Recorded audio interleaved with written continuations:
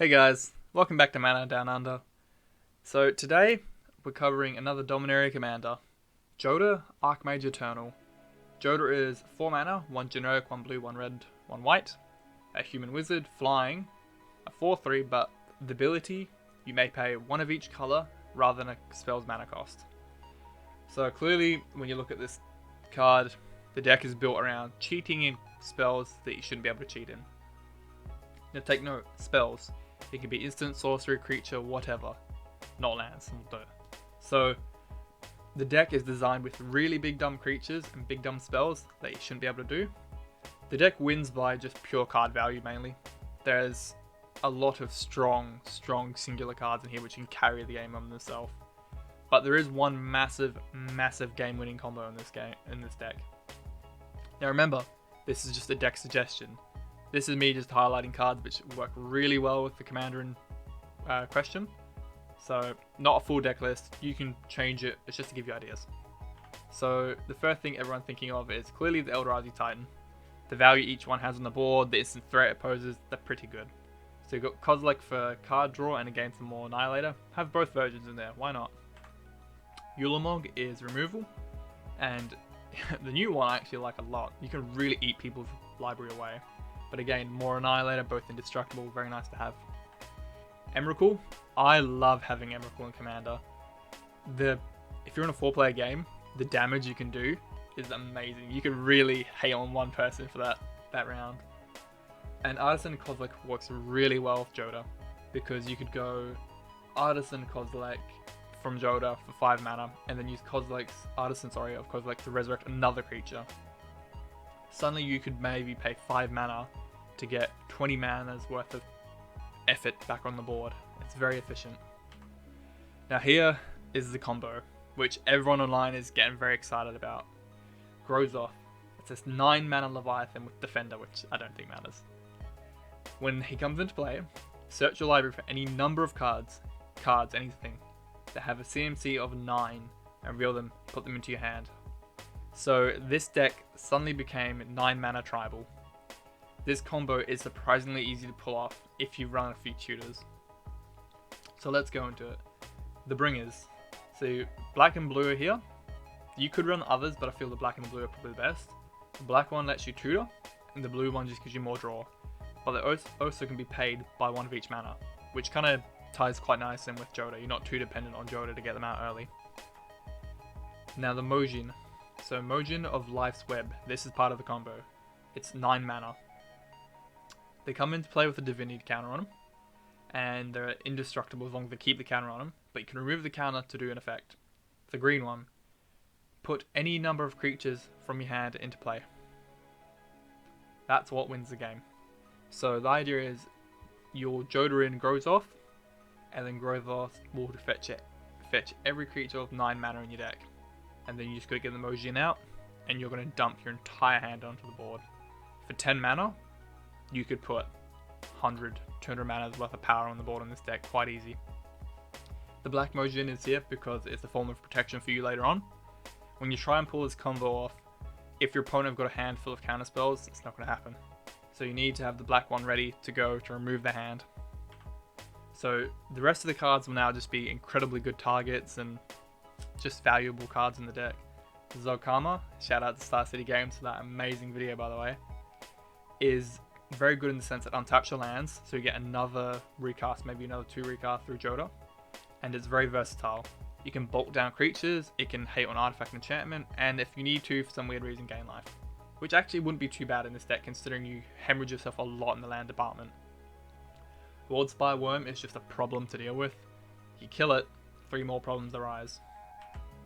Maelstrom Wanderer is very powerful because you Jodah him in, and then you've got 2 more Cascade triggers to go off. You're paying 5 mana for 3 creatures on the board, or 3 permanents I should say, or 3 spells. Avacyn is just such a good card. She protects herself, your entire board, and mainly the commander, because that's the biggest flaw in this deck. Sorry. If Jodah is dead, or you cannot cast Jodah, or you don't have the correct mana, the deck will struggle a lot. Blightsteel Colossus is in here because it's such a powerful card. It's a one-shot, one kill. Don't play it though. If you don't want to lose your friends, don't run this card. It's not worth it. You will lose friends. Progenitus is good because no one's going to deal with it. I've only ever seen one Commander game where it got dealt with. It's a very big pain to deal with. I haven't seen many people recommend Ramos, but I feel he works pretty well in the deck. So whenever you cast a spell, he gains counters equal to the number of colors in the spell. But then you remove 5 counters and you add 10 mana, 2 of each color to your pool. If you can get that trigger off, that is 2 free activations of Jodah. But then if you cast your spells cleverly through Jodah, you could put 5 counters back on Ramos. So you can kind of get a little cycle going on and get a lot of free spells. So Conflux is a very good one. Conflux lets you tutor for 5 different colored permanents or cards, put them into your hand. So you cast that, Ramos is already getting a free trigger. And then if Ramos is getting free trigger, so is Jodah.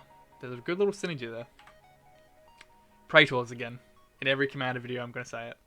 I love the black and blue Praetors. I feel they're pretty balanced for what they are. The blue one gives you more card draw, kind of protects you in the sense that it forces your opponent's hand away. And the black one, the resurrection on Sheldred works really well here because of just the nature of the creatures. They're really big, they're really strong, and she puts a little pressure on your opponent. Now, you could run the other ones. The red ones, it's okay, it's not the worst. It is the worst, actually. The white Elishnor, you're not running a token deck, so you don't get too much value out of the first part. And the second part only hurts your opponent, and that's if they're a token deck. It's not going to do much. And you could run Vorniclex, but again, I choose not to because I like to keep my friends. It's just too powerful. Time Stretch. So now we're just into general spells that could help you.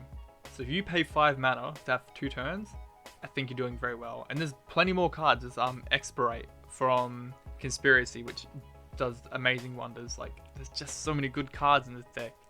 You can go into your trade binder and pick all the biggest dumb cards you've got and just say, I'm making a deck out of this. It's going to be wonderful. Clone Legion, it's also 9 mana, so it plays back into the combo. You can copy your entire opponent's board and then you blow it up. So, like I said earlier, you need a lot of tutors in this deck. So, if you can just find your combo pieces more often, the deck will perform more consistently. Oh, look, here's 2 more spells that are 9 mana. Garruk's Wake, a one-sided board wipe for creatures and planeswalkers, and Rise of the Dark Realms. Raise every creature from the graveyard onto your side. You can hit both of these with Grozov.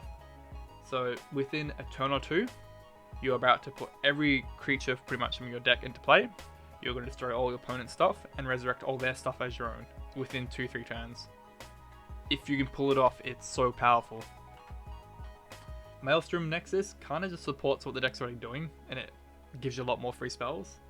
And Omniscience, if you get Omniscience out in a Commander game, you're probably going to win. I don't see it not happening. Fist of the Sun is protection for you as a player, your playstyle, because it lets you keep doing what you're trying to do even if Jodah gets taken out. So it's just a backup. Planar Bridge kind of supports what you're trying to do. Like, once it's out, 8 mana to search your library and put any creature into play, or permanent I should say. So depending how you want to build the deck, it's really good. I haven't looked too much into enchantments or big dumb artifacts or planeswalkers. This deck is very versatile. It's pretty much 5 color good stuff, but this is what most people are looking at already online. Darksteel Plate and Lightning Greaves are just protection for the commander. So, like I was saying, if Jodah gets removed, the deck's gonna fall on its knees pretty quick.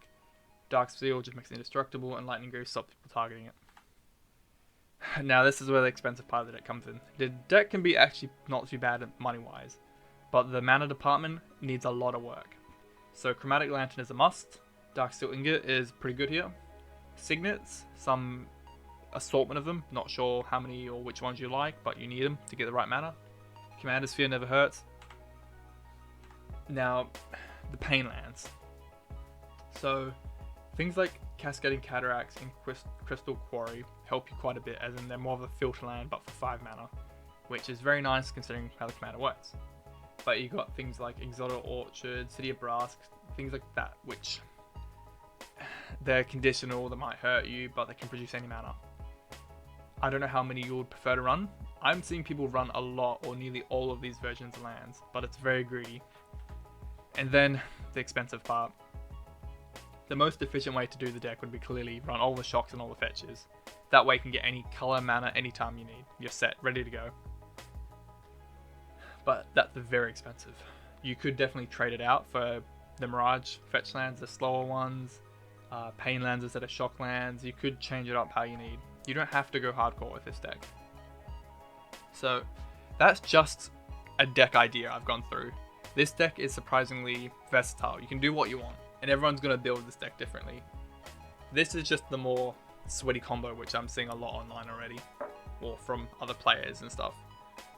But you can build this deck how you want. You could put your favorite big dumb creatures in here, which you don't get to use too often, and you could play them pretty often and enjoy it.